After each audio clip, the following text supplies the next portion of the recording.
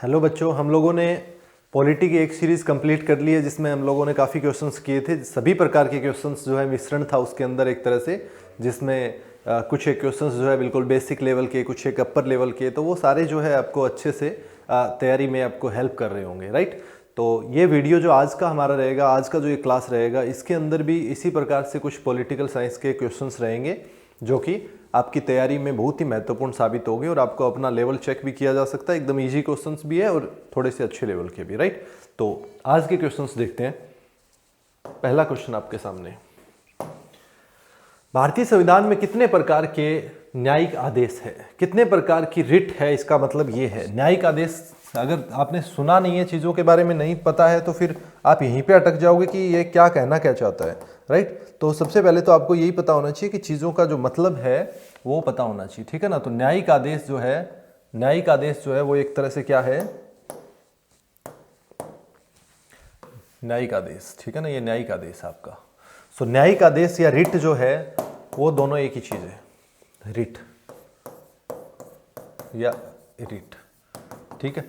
तो कितने प्रकार की रिट है? आर्टिकल 32 के अनुसार आपको पता होगा सुप्रीम कोर्ट कितने प्रकार की रिट जारी कर सकती है? 5 प्रकार की कर सकती है। और हाई कोर्ट कितने प्रकार की रिट जारी कर सकती है? 5 प्रकार की। कौन से आर्टिकल के तहत? आर्टिकल 226 के तहत, ठीक है ना। तो हाई कोर्ट 226 के तहत 5 प्रकार की और सुप्रीम कोर्ट आर्टिकल 32 के तहत 5 प्रकार की रिट जारी कर सकते हैं। तो कितने प्रकार के? 5। ये बात आपको ध्यान रखना है। तो करेक्ट आंसर क्या हो जाएगा इसका? ए। ओके। जैसे कि बंदी प्रत्यक्षीकरण हो गया, परमादेश हो गया, अधिकार परीक्षा हो गया, उत्प्रेषण हो गया, इसके अलावा जो है प्रतिषेध हो गया। 5 रिट है, ध्यान रखना है। नेक्स्ट क्वेश्चन, भारतीय संविधान में किस प्रकार के रिटों की विशिष्ट व्यवस्था नहीं की गई है? किस प्रकार की रिटों की विशिष्ट व्यवस्था नहीं है? कौन सी रिट नहीं है? परमादेश की है, बिल्कुल है, परमादेश है। प्रतिषेध है, अधिकार परीक्षा है, व्यादेश नाम की कोई रिट नहीं है, ठीक है ना। ये कोई रिट नहीं है। तो किस प्रकार की रिट की व्यवस्था नहीं है ये पूछा था इसने। परमादेश है, प्रतिषेध भी है, अधिकार परीक्षा भी है, लेकिन व्यादेश वर्ड का कोई इस्तेमाल नहीं है, कोई रिट नहीं है ऐसी। तो इसका करेक्ट आंसर क्या हो जाएगा? सी इसका करेक्ट आंसर हो जाएगा, राइट। नेक्स्ट क्वेश्चन, अगला क्वेश्चन है, देश तब जारी किया जाता है जब न्यायालय को लगता है कि कोई सार्वजनिक पद अधिकारी अपने कानूनी दायित्वों का पालन नहीं कर रहा है और इससे किसी व्यक्ति का मौलिक अधिकार प्रभावित हो रहा है। तो वो कौन सी रिट जारी करता है ये पूछ रहा है आपसे। जब न्यायालय को लगता है कि सार्वजनिक पद अधिकारी है, यानी पब्लिक जो ऑफिस में कोई कार्य नहीं कर रहा है अपना और कानूनी दायित्वों का पालन नहीं कर रहा है, जिससे लोगों के मौलिक अधिकारों का हनन हो रहा है, तो ये कौन सी रिट जो है जारी करेगा सुप्रीम कोर्ट, ये पूछ रहा है। बंदी प्रत्यक्षीकरण, परमादेश, अधिकार परीक्षा और परमादेश, आपका प्रतिषेध। तो देखिएगा, जो बंदी प्रत्यक्षीकरण होती है वो किस लिए होती है? जब किसी व्यक्ति को, निर्दोष व्यक्ति को बंदी बनाया जाता है तो उसलिए की जाती है। जो आपकी प्रतिषेध होती है वो कोर्ट, जो ऊपरी अदालत है वो निचली अदालत को जारी करती है। इसी प्रकार अधिकार परीक्षा जो है वो किसी ने गैर कानूनी तौर पर कोई पद ग्रहण किया होता है तो की जाती है उसके खिलाफ। परमादेश का मतलब होता है आदेश देना, यानी हम आदेश देते हैं। परमादेश, मैंडामस बोलते हैं अंग्रेजी के अंदर, जो है इस रिट को बोलते हैं मैंडामस। इसका अर्थ होता है मैंडामस, यानी हम आदेश देते हैं। कोई सार्वजनिक पद अधिकारी जब अपने कार्य को नहीं पूर्ण करता है और ज्यादातर पद पर अनुपस्थित रहता है, तो ऐसे व्यक्ति के खिलाफ की जाती है आपकी कौन सी? परमादेश, ठीक है। तो इसका करेक्ट आंसर क्या होगा? बी होगा। ये बात आपको ध्यान रखनी है, क्लियर। तो इसका correct answer B. Next question, ऐसे क्वेश्चंस में ध्यान होना चाहिए। रिट जो है वो आपको आइडिया होना चाहिए किसका क्या अर्थ है। बहुत ही आसान है, वेरी इजी, बट एक दो बार पढ़ोगे तो पता लग जाएगा। नेक्स्ट क्वेश्चन है, निम्नलिखित में से कौन सा न्यायिक आदेश उच्च न्यायालय या उच्चतम न्यायालय द्वारा किसी व्यक्ति को किसी सार्वजनिक कार्यालय पर अधिकार करने से रोकने के लिए जारी किया जाता है? इस बार देख रहे हो आप लोग, कोई व्यक्ति जो है सार्वजनिक कार्यालय पर गैर कानूनी तरीके से अधिकार करने की कोशिश करता है, बल्कि उसका अधिकार है नहीं, लेकिन फिर भी वो उस पद का यूज कर रहा है। समझ रहे हो आप लोग? कोई पुलिस में है नहीं लेकिन पुलिस वाला बन के घूम रहा है, तो गलत हो गया ना। तो ऐसा जो है कौन सा रिट जारी करेगी ऐसे व्यक्ति के तहत जो है? तो ये कौन सी होती है? ये होती है आपकी अधिकार परीक्षा। अधिकार परीक्षा, ठीक है ना। ये होती है आपकी अधिकार परीक्षा। इसको अंग्रेजी में बोलते हैं क्यू वारंटो, ठीक है। क्यू वारंटो या अधिकार परीक्षा, इसका अर्थ होता है बाय व्हाट अथॉरिटी, किस अधिकार से, किसने बोला तेरे को इस पद पे आने के लिए, तो वो पूछा जाता है अधिकार परीक्षा के माध्यम से। ये वाली रिट जारी की जाती है, क्लियर। तो ये आपको डी ध्यान में रखना है। कब? जब सार्वजनिक कार्यालय पर अधिकार करने से रोकने के लिए किया जाता है किसी व्यक्ति को। नेक्स्ट क्वेश्चन, निम्न में से कौन सा जोड़ा अनुकूल नहीं है? कौन सा जोड़ा अनुकूल नहीं है बताइएगा। अनुच्छेद जो आपका एक मिनट, ये और थोड़ा ठीक कर लेना है। ये आपका आर्टिकल 19 है, आर्टिकल 19। अब बताइएगा कौन सा जोड़ा अनुकूल नहीं है। अनुच्छेद 14 विधि के अनुसार समानता, सही है कि गलत है? अनुच्छेद 16 समान अवसर, बिल्कुल सही है, बोला हुआ है। धर्म जाति के आधार पर जो है, इसके अलावा जन्म स्थान के आधार पर, लिंग के आधार पर जो है कोई भेदभाव नहीं होगा, मूल स्थान के आधार पर, ठीक है। तो इनके आधार पर किसी व्यक्ति को कोई भेदभाव नहीं किया जाएगा। कहां पर? गवर्नमेंट एम्प्लॉयमेंट के अंदर, हाँ, पब्लिक नियोजन के अंदर, पब्लिक एम्प्लॉयमेंट के अंदर जो है कोई भेदभाव नहीं होगा। तो समान अवसर की बात है, वो सही है। तो अनुच्छेद 17, इसमें अस्पृश्यता का अंत है, अनटचेबिलिटी के बारे में, ये उपाधियों का अंत नहीं है। तो ये वाला जोड़ा सही सुमिलित नहीं है, बस बाकी तो फिर सारे होंगे। सी हो गया आपका करेक्ट। अनुच्छेद 19 स्वतंत्रता के अधिकार के बारे में है, अनुच्छेद 19 से 22 तक, ये तो करेक्ट है। तो सी, इसने पूछा था कौन सा जोड़ा अनुकूल नहीं है, सही कौन सा नहीं है पूछा था। तो आर्टिकल 17 जो है उपाधियों का अंत नहीं, बल्कि किसके बारे में है? आर्टिकल 17 अस्पृश्यता या छुआछूत या अबोलिशन ऑफ अनटचेबिलिटी। तो ये आपका करेक्ट हो जाएगा 17वां आर्टिकल, गलत जोड़ रखा है। नेक्स्ट क्वेश्चन, अगला क्वेश्चन है, भारतीय संविधान के किस मौलिक अधिकार में कहा गया है कि सभी लोगों को देश का कानून बराबर सुरक्षा प्रदान करेगा? कौन से मौलिक अधिकार में कहा गया है कि सभी लोगों को देश का कानून बराबर सुरक्षा प्रदान करेगा? किस में है बताओ?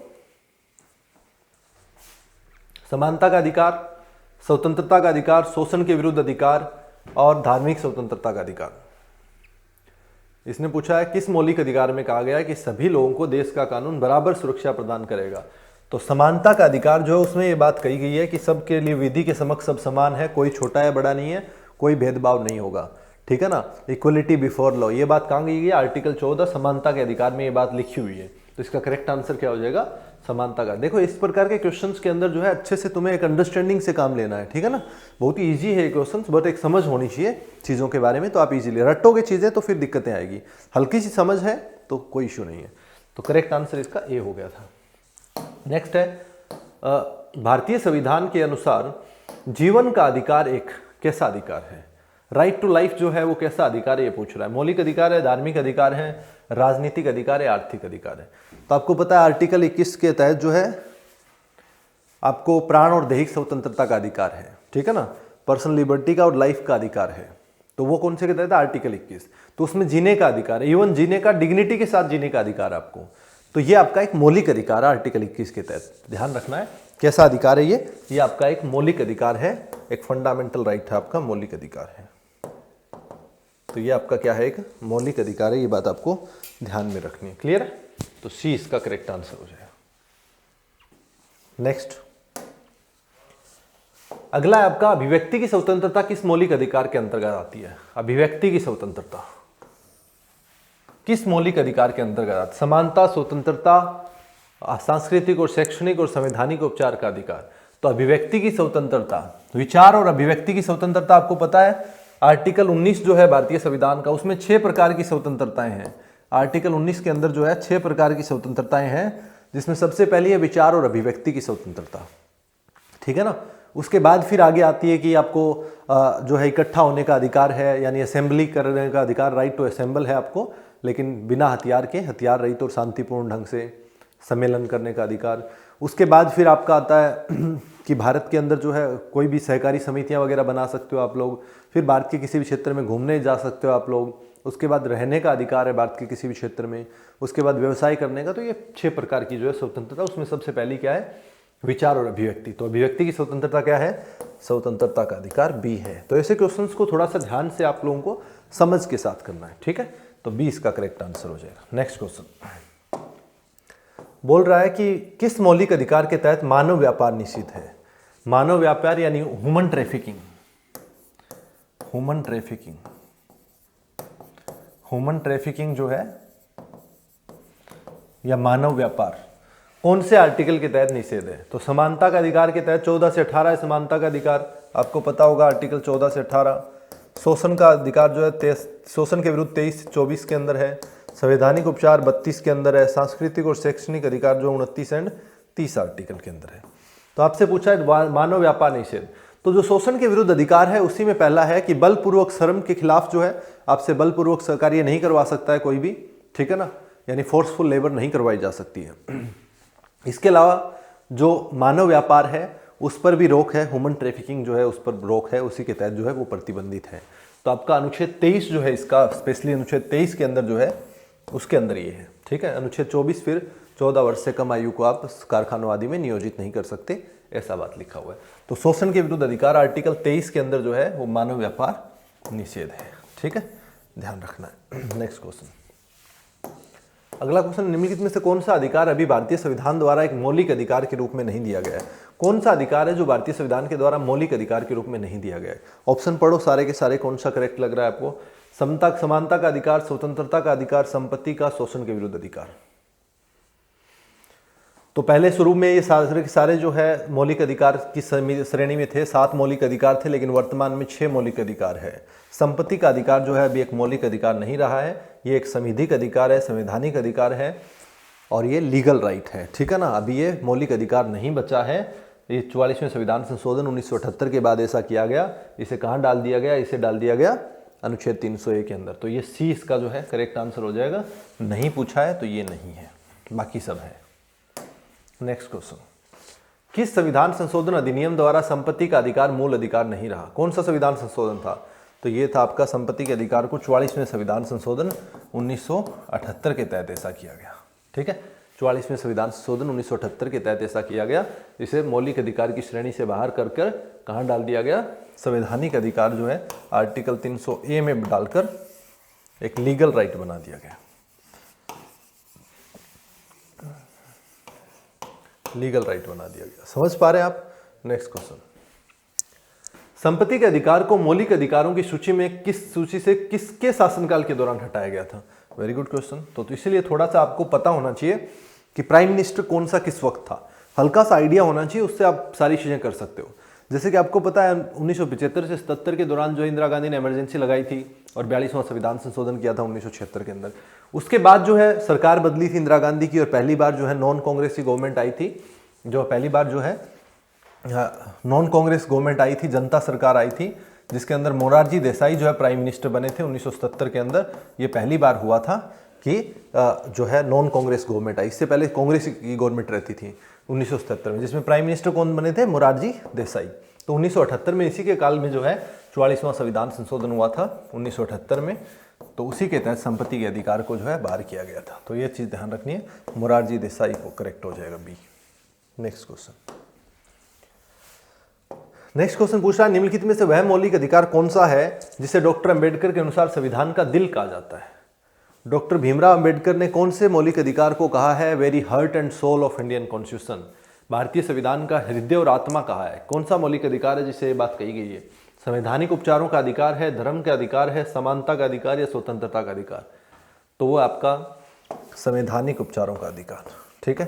संवैधानिक उपचारों का अधिकार जो है आर्टिकल 32, इसे कहा गया है भारतीय संविधान की दिल या आत्मा। वैसे इस प्रस्तावना को जो है संविधान की आत्मा कहा जाता है, लेकिन जब पूछता है डॉक्टर भीमराव अंबेडकर के अनुसार संविधान का दिल किसे कहा जाता है, तो आर्टिकल 32 है।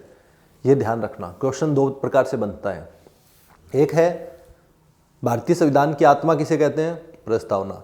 दूसरा जब पूछता है आपसे कि भारतीय संविधान की जो है आत्मा या प्रस्तावना को जो भारतीय संविधान की आत्मा जो है डॉक्टर भीमराव अंबेडकर ने किसे कहा है, तब आपका आर्टिकल 32 आ जाएगा, संवैधानिक उपचारों का अधिकार।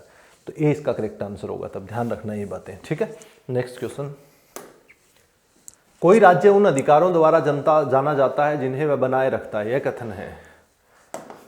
एक ब्रिटेन के पॉलिटिकल थ्योरी देने वाले थे, पॉलिटिकल थ्योरिस्ट थे, जिनका नाम था हेरोल्ड लास्की। हेरोल्ड लास्की जो है, हेरोल्ड जोसेफ लास्की जो है, इन्होंने बोला था कि कोई राज्य उन अधिकारों द्वारा जाना जाता है जिन्हें वह बनाए रखता है। तो यह कथन किसका है? लास्की का है। ये इंपॉर्टेंट है, थोड़ा सा ध्यान रखना, अलग चीज है ये, ठीक है। तो हेरोल्ड लास्की जो है, इनके द्वारा ये बात बोली गई है, उन अधिकारों द्वारा जाना जाता है जिन्हें वह बनाए रखता है। तो यह कथन है हेरोल्ड जोसेफ लास्की का, जो ब्रिटेन के एक पॉलिटिकल थ्योरिस्ट थे। ओके, तो ये ध्यान रख लेना। नेक्स्ट क्वेश्चन, मूल अधिकार भारतीय संविधान के किस भाग में स्थापित है? वेरी इजी क्वेश्चन, बता देंगे आप फटाफट से ऐसा क्वेश्चन। तो कौन से संविधान के किस भाग में है? तीसरे के अंदर। और इसे क्या कहा जाता है? Magna carta. आर्टिकल कौन कौन से? 12 से 35 है, क्लियर है? तो अनुच्छेद 12 से 35 मूल अधिकार पूछ रहा है। नेक्स्ट क्वेश्चन, अगला क्वेश्चन है प्रेस की स्वतंत्रता भारतीय संविधान के किस अनुच्छेद से मिलती है? प्रेस की स्वतंत्रता, प्रेस कौन सी, कपड़ों के करने वाली कि मीडिया? कौन सा प्रेस? तो प्रेस वो वाली, कपड़ों वाली नहीं। तो प्रेस की स्वतंत्रता कौन से के तहत है भारतीय संविधान के अनुच्छेद? ये पूछ रहे हैं 19, 21, 14 और 16। तो देखो जो अनुच्छेद 19 है, 19 से 22 स्वतंत्रता के अधिकार, उसमें जो 6 प्रकार की स्वतंत्रताएं हैं, इसमें जो पहली है विचार और अभिव्यक्ति की स्वतंत्रता, इसी के अंदर जो विचार और अभिव्यक्ति की स्वतंत्रता है, विचार और अभिव्यक्ति की स्वतंत्रता जो है, इसी में ही इनडायरेक्टली, इसी स्वतंत्रता के तहत ही इनडायरेक्टली क्या है? प्रेस की स्वतंत्रता है। तो अनुच्छेद 19 जो है इसी के तहत इनडायरेक्टली प्रेस की स्वतंत्रता है। और अनुच्छेद 19 में भी क और ए जो इसका पार्ट है 19(1) का ए भाग जो है उसी में इसका जिक्र है विचार और अभिव्यक्ति का। तो ध्यान रखना है आर्टिकल 19 के तहत। ये क्वेश्चन कई बार पूछा जाता है। नेक्स्ट क्वेश्चन, भारत के संविधान के किस अनुच्छेद के अंतर्गत सशस्त्र सेना बलों के सदस्यों के मौलिक अधिकारों को विशेष रूप से प्रतिबंधित किया जा सकता है?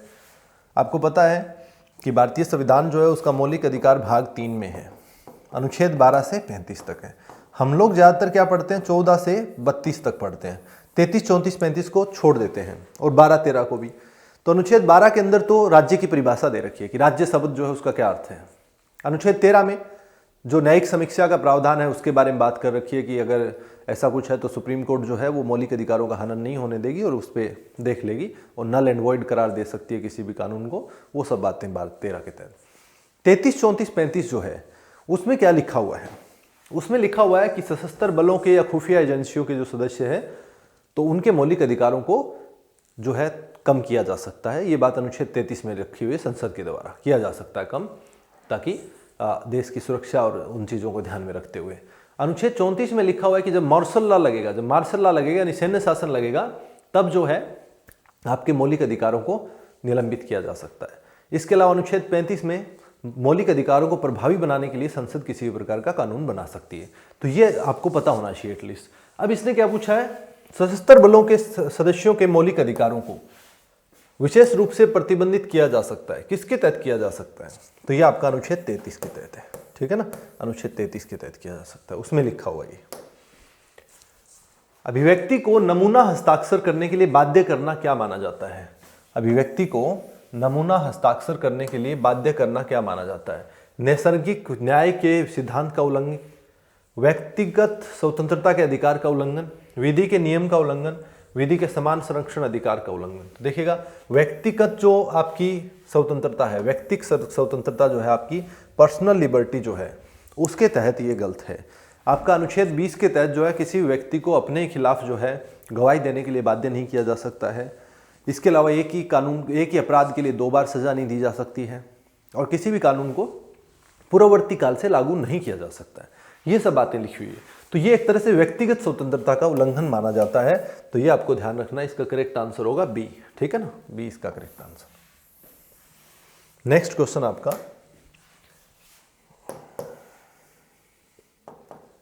भारतीय संविधान में अल्पसंख्यकों को मान्यता किस आधार पर दी गई है? वेरी गुड क्वेश्चन, अच्छा क्वेश्चन है ये। बताइएगा भारतीय संविधान में अल्पसंख्यकों को मान्यता किस आधार पर दी गई? धर्म के आधार पर, जाति के आधार पर, रंग या कुल जनसंख्या के साथ उस वर्ग की जनसंख्या का अनुपात? किस आधार पर अल्पसंख्यकों को भारतीय संविधान में मान्यता दी गई है? बता दीजिएगा। ए, बी, सी और डी। Very easy question. क्या आंसर है? धर्म और भाषा के आधार पर है, ठीक है? तो अल्पसंख्यकों को धर्म के आधार पर स्पेशली है, लेकिन अनुच्छेद 29 के अंदर जो है भाषा भी आधार है एक, ठीक है? तो अनुच्छेद 29 में वहाँ तो धर्म के आधार पर तो अल्पसंख्यकों को मान्यता है। हिंदू धर्म को छोड़कर बाकी सब धर्म जो है माइनॉरिटी है। ओके, सो ये करेक्ट आंसर हो जाएगा ये। नेक्स्ट क्वेश्चन, निम्नलिखित में से कौन सा मौलिक कर्तव्य के अंतर्गत नहीं आता है? कौन सा जो है मौलिक कर्तव्य के अंतर्गत नहीं आता है? मौलिक कर्तव्य आपको पता होगा भारतीय संविधान का भाग 4A के अंदर है और आर्टिकल कौन सा है? अनुच्छेद जो है 51A के अंतर्गत है, ठीक? आर्टिकल 51A है और भाग 4A है। उसके अंदर आपका मौलिक कर्तव्य का उल्लेख है। सरदार सवर्ण सिंह समिति की सिफारिश पर 10 मौलिक कर्तव्यों को जोड़ा गया था 42वें संविधान संशोधन 1976 के तहत, लेकिन वर्तमान में मौलिक कर्तव्य 11 हो चुके हैं, ठीक है? जिसे 11वें को क्या है? 86वें संविधान संशोधन 2002 में जोड़ा गया था, ठीक है ना। 86 कॉन्स्टिट्यूशनल अमेंडमेंट एक्ट 2002 में जोड़ा गया था 11वें को। तो ये अब ये पूछ रहा है कौन सा मौलिक कर्तव्य नहीं है इनमें से। सार्वजनिक संपत्ति की सुरक्षा करना, वेरी गुड है ऐसा। तो प्राकृतिक पर्यावरण का संरक्षण था, उसमें सुधार करना है, इसमें कोई दो राय नहीं है, सुधार करना चाहिए हमें। सद्भाव को बढ़ावा देना, सद्भाव को बढ़ावा देना भी है। अभिव्यक्ति की स्वतंत्रता का संरक्षण, अभिव्यक्ति की स्वतंत्रता का संरक्षण काहे करना है हमको, ठीक है। ये हमारा मौलिक कर्तव्य थोड़ी है, ये तो मौलिक अधिकार है, उसको स्वतंत्रता का संरक्षण है। ये अभिव्यक्ति की स्वतंत्रता तो अनुच्छेद 19 में है ना, लिखा हुआ है वहां पर। तो इसका हमें मौलिक कर्तव्य जैसा कुछ नहीं है, ये तो मौलिक अधिकार है। तो ए बी सी करेक्ट है, डी जो आपका अंतर्गत नहीं आता, ये करेक्ट आंसर हो जाएगा। नेक्स्ट क्वेश्चन, भारतीय संविधान में कितने मौलिक कर्तव्य उल्लिखित है? भारतीय संविधान में कितने मौलिक कर्तव्य उल्लिखित है ये पूछ रहा है। तो बताइए कितने मौलिक कर्तव्य है भारतीय संविधान में? तो वर्तमान में 11 है, लेकिन जब शुरू में लागू किया गया था 42वें संविधान संशोधन के तहत तब 10 थे। 11वें को कब जोड़ा गया? 86वें संविधान संशोधन 2002 के तहत। इसके तहत क्या है? माता पिता का यह कर्तव्य है कि वे 6 से 14 वर्ष की आयु के बच्चों को शिक्षा का अवसर प्रदान करें। ये किसका कर्तव्य है? माता पिता का है। तो ये बात आपको ध्यान रखनी है, डी करेक्ट हो जाएगा। नेक्स्ट क्वेश्चन,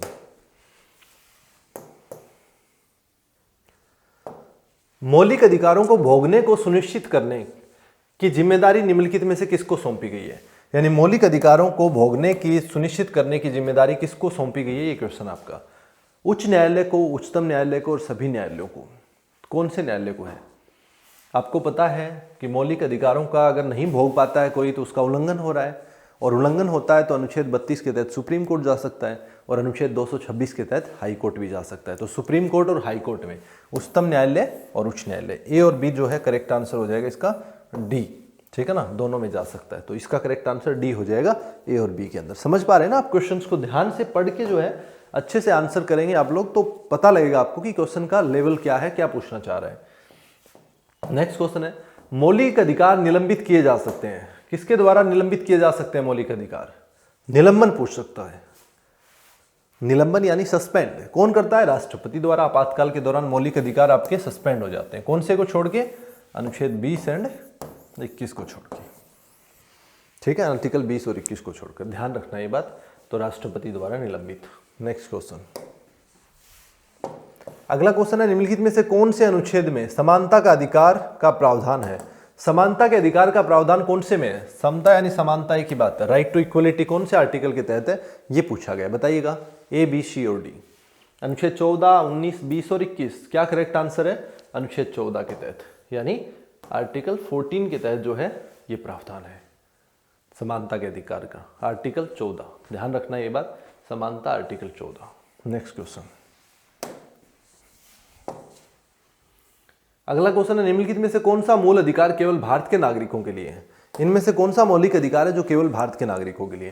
तो आपको ध्यान रखना है कि अनुच्छेद 15, अनुच्छेद 16, अनुच्छेद 19 और अनुच्छेद 29 एंड 30, ये 5 आर्टिकल ऐसे हैं जो विदेशी नागरिकों को प्राप्त नहीं है। ये केवल भारतीय नागरिकों के लिए मौलिक अधिकार, बाकी विदेशियों के लिए भी है और भारतीयों के लिए भी है। तो ये 5 अनुच्छेद आपको ध्यान रखने, 15, 16, 29, 30 और बीच में एक 19वां। अब क्वेश्चन का आंसर दे सकते हो आप लोग, कौन सा केवल भारतीयों के लिए? जीवन और स्वतंत्रता का अधिकार, वो तो कोई विदेशी भी यहां पर आया हुआ उसके लिए भी है, भारतीयों के लिए नहीं सिर्फ। धर्म की स्वतंत्रता का अधिकार, धर्म की स्वतंत्रता का अधिकार किसको है? सबको है। समानता का अधिकार सबको है।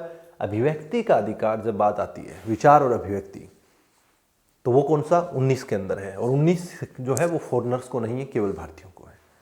यानी फालतू बात करने का मौका दे या ना दे हमारी मर्जी है, ऐसा थोड़ी है, ठीक है ना, समझ रहे हो आप लोग? तो डी जो है इसका करेक्ट आंसर हो जाएगा। ऐसे आपको समझना है, ये तो पता होना चाहिए, समझने की बात नहीं है। 15, 16, 29 और 19, 30 को छोड़कर जो है बाकी सब अधिकार जो है उनको देंगे, ठीक है ना। नेक्स्ट क्वेश्चन, किसी धर्म विशेष के संवर्धन के लिए करों के भुगतान की अनिवार्यता से मुक्ति की गारंटी दी गई है।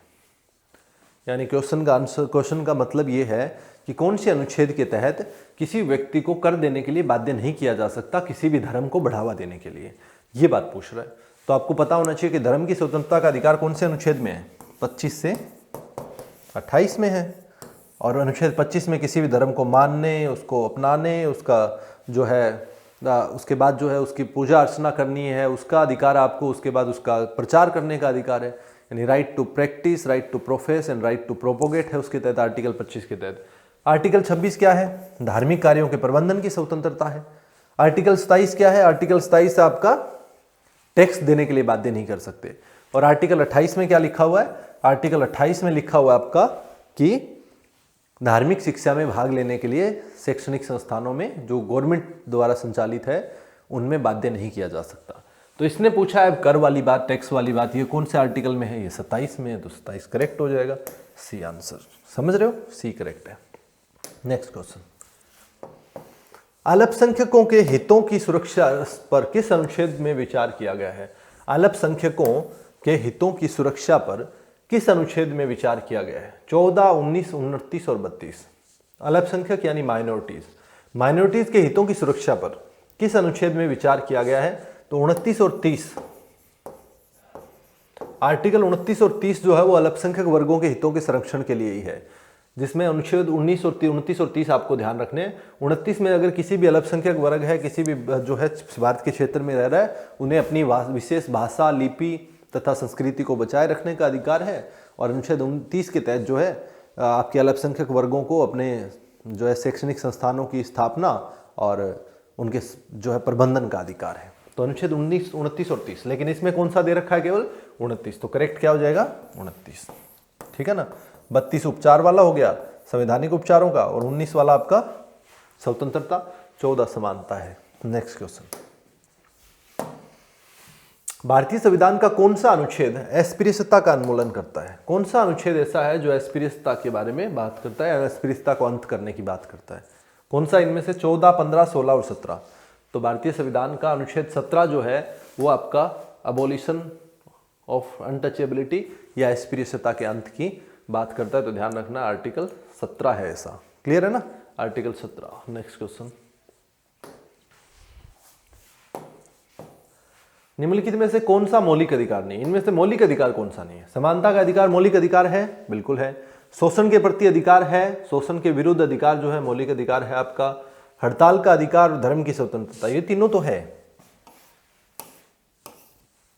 हड़ताल का अधिकार इज नॉट ए मौलिक अधिकार, ये आपका फंडामेंटल राइट नहीं है, ये बात ध्यान रखना है। हड़ताल करने का अधिकार जो है वो आपका मौलिक अधिकार नहीं है, हड़ताल और बंद, ठीक है। तो ये आपको ध्यान रखना है।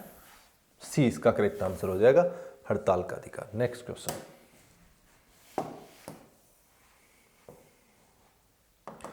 कतिपय मौलिक अधिकार नहीं दिए जाते हैं। कतिपय मौलिक अधिकार, कतिपय मौलिक अधिकार का मतलब है आर्टिकल 19, सीधी बात है। आर्टिकल 19, दिवालिया व्यक्तियों को नहीं दिए जाते हैं, विदेशियों को, असाध्य रोगों से ग्रस्त व्यक्तियों को, राजनीतिक पीड़ितों को। तो कतिपय मौलिक अधिकार जो है आपको पता है अनुच्छेद 15, 16, 19, 29, 30, ये 5 मौलिक अधिकार जो है ये विदेशियों को नहीं दिए जाते हैं, बाकी सब दिए जाते हैं, ठीक है ना। दिवालिया व्यक्ति को मौलिक अधिकार तो होंगे, इसमें कोई संदेह नहीं है। असाध्य रोगों से ग्रस्त है उसको भी होंगे, राजनीतिक पीड़ित है कोई भी हो चाहे, फिर उसको मौलिक अधिकार तो रहेंगे, ठीक है ना। बट ये आपका विदेशियों को नहीं दिए जाते 5 मौलिक अधिकार। नेक्स्ट क्वेश्चन, भारतीय संविधान के अनुसार निम्न में से कौन सा मूल अधिकार नहीं है? भारतीय संविधान के अनुसार निम्न में से कौन सा मूल अधिकार नहीं है? शिक्षा का अधिकार मूल अधिकार नहीं है, सूचना का अधिकार, भाषण का अधिकार, जीवन का अधिकार। देखिएगा, शिक्षा का अधिकार जो है वो मूल अधिकार है आर्टिकल 21A के तहत, ठीक है। भाषण का अधिकार, भाषण और अभिव्यक्ति अनुच्छेद 19 के तहत है। जीवन का अधिकार आर्टिकल 21 के तहत है। सूचना का अधिकार नहीं है, ठीक है ना, सूचना का अधिकार नहीं है। हालांकि कुछ लोगों को ऐसा लगता है कि सूचना का अधिकार जो है अनुच्छेद 21 के तहत मौलिक अधिकार है, बट ऐसा नहीं है, ठीक है। सूचना का अधिकार नहीं है मौलिक अधिकार, तो ध्यान रखनी ये चीजें। क्लियर है ना? तो सूचना का अधिकार मौलिक अधिकार आपका नहीं है, राइट। ओके, तो इसका करेक्ट आंसर क्या हो गया? इस प्रकार से सूचना का अधिकार 20 का करेक्ट हो गया। नेक्स्ट क्वेश्चन देखते हैं। नेक्स्ट क्वेश्चन है, मत देने का अधिकार किस कोटि से संबंधित है? मत देने का अधिकार किस प्रकार का अधिकार है आपका, ये पूछ रहा है। तो देखिएगा, ऑप्शन मानव अधिकार है, नागरिक अधिकार है, प्राकृतिक अधिकार है, राजनीतिक अधिकार है। किस प्रकार का अधिकार है मत देने का अधिकार, ये बताइएगा। तो बताइएगा, मत देने का अधिकार जो है मानव अधिकार नहीं है, नागरिक अधिकार नहीं है, प्राकृतिक नहीं है, राजनीतिक अधिकार है, पॉलिटिकल राइट है एक तरह का, ठीक है ना। तो ये आपका पॉलिटिकल अधिकार है, ये बात ध्यान रखना है। डी इसका, ऐसा क्वेश्चन पूछा आता है कई बार, तो पॉलिटिकल राइट है ये। नेक्स्ट क्वेश्चन, मूल अधिकारों से संबंधित मामला निम्नलिखित में से कौन सा है? मौलिक अधिकारों से संबंधित मामला कौन सा, ये बात पूछ रहा है। तो देखिएगा, आपका एक है गोलकनाथ बनाम पंजाब राज्य 1968, पश्चिम बंगाल बनाम भारत संघ जो है 1963, शर्मा बनाम कृष्ण 1959 और मुंबई राज्य बनाम बलसारा 1951। तो देखिएगा, मौलिक अधिकारों से संबंधित अगर बात करें हम लोग, तो एक केस था शुरू में आपका शंकरी प्रसाद केस। शंकरी प्रसाद केस जो है, इसके तहत कि मौलिक अधिकारों में संशोधन किया जा सकता है कि नहीं, संसद के द्वारा ये बात थी। ये 1951-52 के अंदर था एक तरह से। इसके अंदर जो है संसद ने बोला कि मौलिक अधिकारों में संशोधन करने की पूरी तरह से अनुमति है, पार्लियामेंट को कोई इश्यू है ही नहीं, ठीक है ना, संसद को पूरी अनुमति है, ऐसा बोला सुप्रीम कोर्ट ने। उसके बाद फिर गोलकनाथ वर्सेस पंजाब केस वाला मामला आया था। गोलकनाथ केस जो है ये आया था आपका 1967 के अंदर। इसमें सुप्रीम कोर्ट ने बोला कि संसद को मौलिक अधिकारों में संशोधन की कोई अनुमति नहीं है। इसके बाद फिर फाइनली आपका केशवनंदा भारती वाला आया था, ठीक है ना। इसके बाद फिर 1973 के अंदर जो है वो आपका केशवनंदा भारती केस आया था। केशवनंदा भारती ये कब आया था? 1973 के अंदर। इसमें क्या बोला कि सब जो आपका बेसिक स्ट्रक्चर जो है उसको छोड़कर बाकी कुछ भी बदलाव करने की पावर है, कोई इश्यू नहीं है, तो इसमें पावर दे दी गई। लेकिन संवैधानिक जो संविधान का बेसिक स्ट्रक्चर है, जो मूल ढांचा है, उसमें कोई परिवर्तन नहीं होना चाहिए, बाकी आप जो मर्जी करो, कोई इश्यू नहीं है, ठीक है ना। तो ये बात बोली गई। तो इसमें से मौलिक अधिकार से संबंधित कौन सा हो गया? फिर इसका क्वेश्चन आपका आंसर आप दे सकते हो अच्छे से, तो इसका गोलकनाथ बनाम पंजाब राज्य केस। ओके, तो इसका करेक्ट आंसर ए हो गया। नेक्स्ट क्वेश्चन बोल रहा है, भारत के संविधान में शामिल राज्य नीति के निर्देशक सिद्धांतों की अवधारणा किसके संविधान से ली गई है? कौन से आर्टिकल से, कौन से जो है देश से ली गई है, कौन से देश के संविधान से ली गई है? राज्य के नीति निर्देशक सिद्धांत यानी DPSP, directive principle of state policy, Ireland के संविधान से, ठीक है। वेरी फेमस डीपीएसपी जो है वो आयरलैंड के संविधान से। इसके अलावा राज्यसभा में राष्ट्रपति द्वारा सदस्यों का मनोनीत किया जाना जो है, ये प्रावधान भी आयरलैंड से लिया गया है, तो ये भी आपको ध्यान रखना है, ठीक है। यूएसए से मौलिक अधिकार हो गया, इसके अलावा लिखित संविधान हो गया, इसके अलावा जो है आपका स्वतंत्र न्यायपालिका, न्यायिक समीक्षा, राष्ट्रपति का महाभियोग आदि लिया हुआ है। ऑस्ट्रेलिया से समवर्ती सूची का विषय वो लिया हुआ है, संयुक्त बैठक का प्रावधान लिया हुआ है आर्टिकल 108 के तहत। कनाडा से संघात्मक व्यवस्था ले रखी है हम लोगों ने, तो इस प्रकार से जो इसका करेक्ट आंसर क्या हो जाएगा? डी हो जाएगा इसका करेक्ट आंसर। नेक्स्ट क्वेश्चन बोल रहा है, भारतीय संविधान के किस भाग में भारत को एक कल्याणकारी राज्य के रूप में स्थापित करने की बात कही गई है? भारतीय संविधान के किस भाग में भारत को एक कल्याणकारी राज्य के रूप में स्थापित करने की बात कही गई है? संविधान की प्रस्तावना, मौलिक अधिकार, राज्य नीति के निर्देशक सिद्धांत और भारतीय संविधान की अनुसूची 5। तो किस भाग में जो है भारत को एक कल्याणकारी राज्य के रूप में स्थापित करने की बात कही गई है, ये पूछा गया, बताइएगा। किस भाग में भारत को एक कल्याणकारी राज्य? सिंपल सा क्वेश्चन है, सिंपल आंसर है डीपीएसपी, राज्य के नीति निर्देशक सिद्धांत भाग 4 के अंदर, जो कि अनुच्छेद 36 से 51 है। वो क्या है, सरकार जब नीतियां बनाती है तो इन चीज़ों का ध्यान में रखना है, और ध्यान में रखेगी तो कल्याणकारी राज्य बनाया जा सकता है, ठीक है ना, राम राज्य बनाया जा सकता है। एक अच्छा राज्य बनाने के लिए नीतियों को बनाते समय डीपीएसपी का ध्यान में रखना है, ठीक है ना। तो राज्य के नीति निर्देशक सिद्धांत जो दिए गए हैं वो भाग 4 के अंदर है, उन्हीं के अंदर जो है कल्याणकारी राज्य के रूप में स्थापित करने की बात कही गई है, ठीक है। तो सी इसका करेक्ट आंसर हो जाएगा। नेक्स्ट क्वेश्चन आपका, भारतीय संविधान के निम्नलिखित में से किस भाग में सामाजिक एवं आर्थिक लोकतंत्र को सुनिश्चित किया गया है? कौन सा लोकतंत्र? सामाजिक और आर्थिक, ये बताएं। देखो, राजनीतिक लोकतंत्र जो है वो कहां पर है? राजनीतिक लोकतंत्र जो हमारे मौलिक अधिकार है उनके तहत राजनीतिक लोकतंत्र को बढ़ावा देते हैं वो। सामाजिक और आर्थिक लोकतंत्र की बात करें, सोशल एंड आपकी इकोनॉमिकल डेमोक्रेसी की बात करें, तो वो आपको किसके तहत सुनिश्चित किया गया है? डीपीएसपी के तहत, राज्य के नीति निर्देशक सिद्धांतों के तहत, यानी सी इसका करेक्ट आंसर हो जाएगा। क्लियर है ना? वैसे ऑप्शन इसके अच्छे नहीं है, और बेहतर ऑप्शन हो सकते थे, बट कोई बात नहीं, इसमें सीधा आंसर का पता लग सकता है। डीपीएसपी के तहत जो है आर्थिक सामाजिक लोकतंत्र को बढ़ावा दिया गया, सुनिश्चित किया गया। नेक्स्ट क्वेश्चन, अगला क्वेश्चन आपका, यदि सरकार द्वारा राज्य के निदेशक नीति के निदेशक सिद्धांतों को लागू नहीं किया जाता है तो एक नागरिक निम्नलिखित में से किसके पास जा सकता है? यदि सरकार द्वारा राज्य नीति के निर्देशक सिद्धांतों को लागू नहीं किया जाता है तो एक नागरिक निम्नलिखित में से किसके पास जा सकता है? उच्च न्यायालय जा सकता है, या उच्चतम न्यायालय, या राष्ट्रीय मानव अधिकार आयोग, इनमें से कोई नहीं।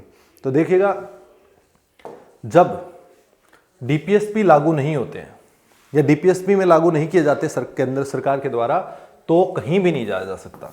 इसीलिए बोलते हैं कि डीपीएसपी न्यायालय में परिवर्तनीय नहीं है, न्यायोचित नहीं है, जस्टिसिएबल नहीं है, इसीलिए कहा जाता है।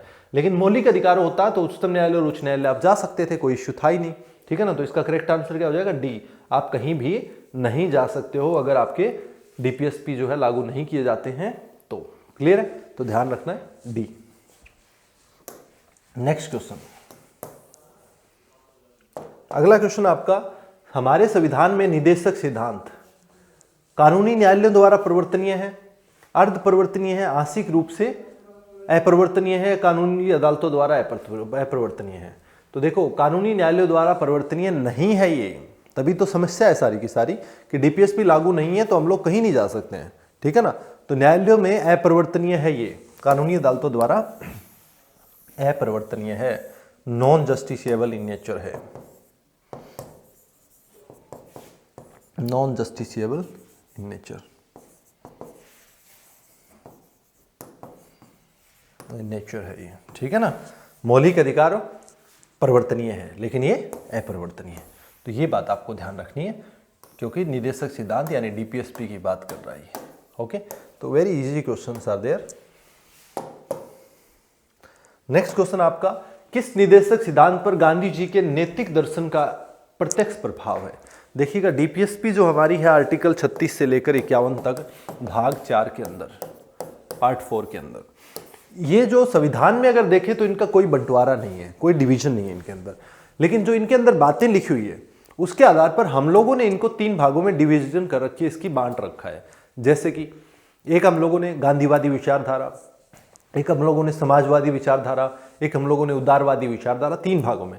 लेकिन संविधान में कोई डिवीजन नहीं है, ये भी ध्यान रखना है। अगर पूछे संविधान के अकॉर्डिंग कितनी भागों में बंटी हुई है तो संविधान में एक ही डिवीजन है, 36 से 51, कोई डिवीजन नहीं है, कोई भाग नहीं है अलग से, ठीक है ना।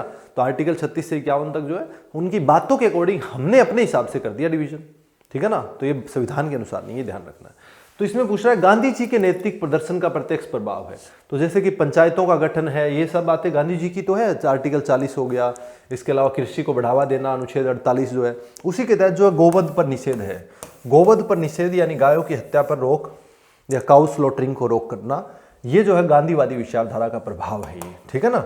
समान काम के लिए समान वेतन जो है ये उदारवादी भावना है अपने आप में, तो इसी इसका करेक्ट आंसर हो जाएगा, गांधीवादी विचारधारा है। क्लियर है ना, तो ध्यान रखना है सी। नेक्स्ट क्वेश्चन बोल रहा है ग्राम राज्य के माध्यम से राम राज्य, क्या ग्राम राज्य के माध्यम से राम राज्य के बारे में किसने कहा था? किसने कहा था इनमें से? महात्मा गांधी ने, विनोबा भावे ने, जयप्रकाश नारायण ने, या जवाहरलाल नेहरू ने? ग्राम राज्य के माध्यम से राम राज्य तक पहुंचना है, किसने बोला? महात्मा गांधी, विनोबा भावे, जयप्रकाश नारायण और जवाहरलाल नेहरू। करेक्ट आंसर क्या है? महात्मा गांधी। महात्मा गांधी चाहते थे गांव का विकास होगा तो सब कुछ फिट हो जाएगा, वो बोलते थे पहले गांव का विकास होना चाहिए क्योंकि भारत गांव में बसता है, ठीक है ना। तो इसलिए महात्मा गांधी के विचार है ये इसका करेक्ट आंसर हो जाएगा। विनोबा भावे आपको पता है भूदान से संबंधित है, ठीक है, विनोबा भावे। और विनोबा भावे जो है ये बात आपको ध्यान रखनी है इनके बारे में। इसके बाद नेक्स्ट क्वेश्चन आपका,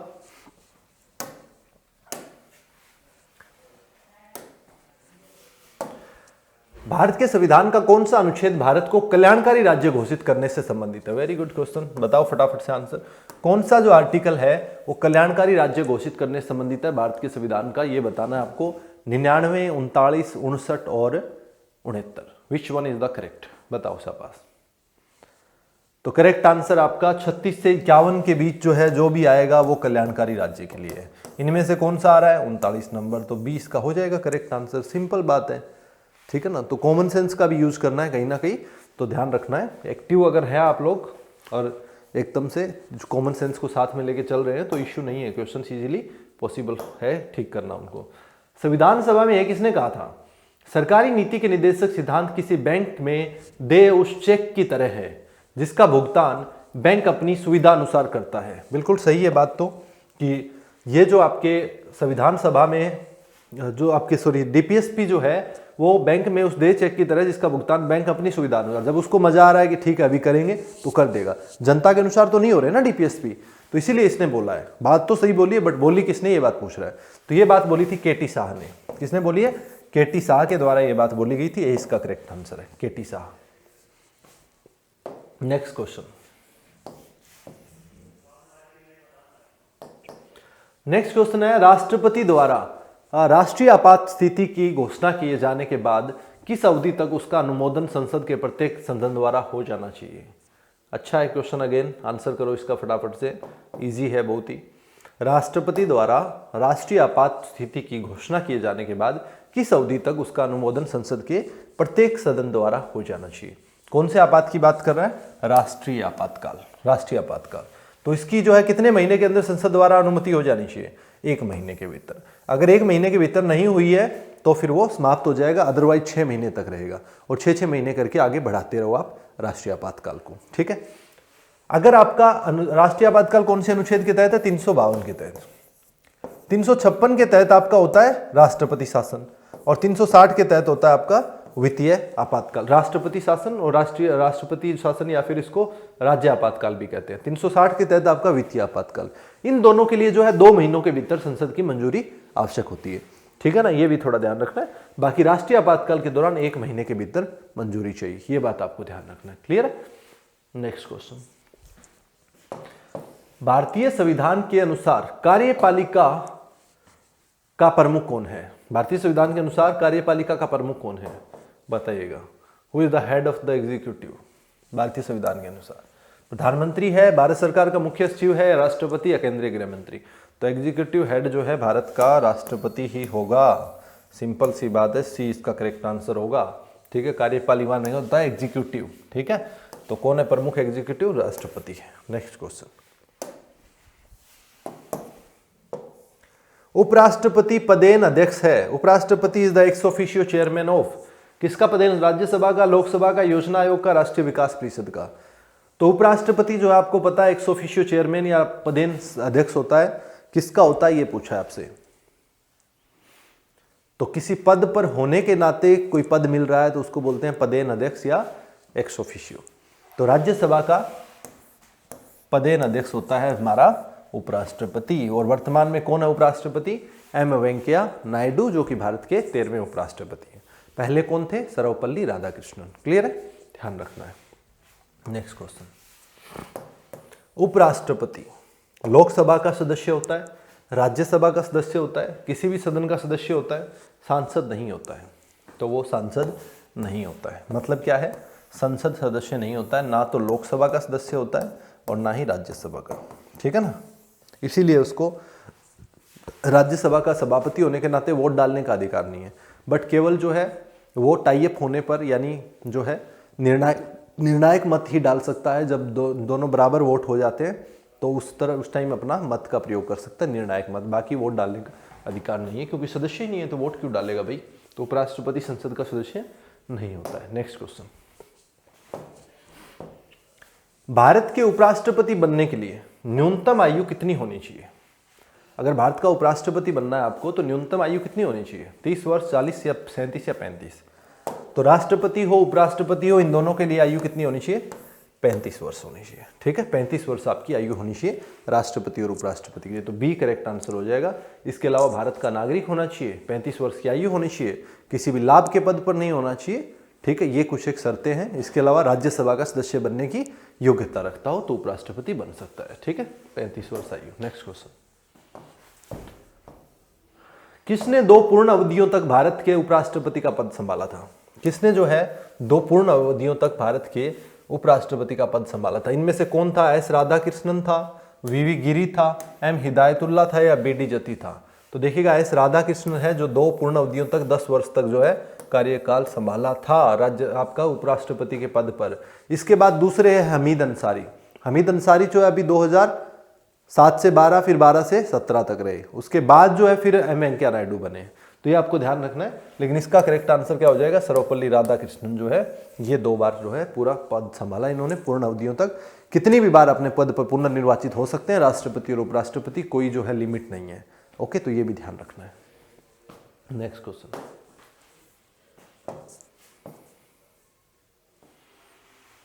राष्ट्रपति द्वारा संसद के दोनों सदनों के लिए कुल कितने सदस्यों को नामित किया जाता है?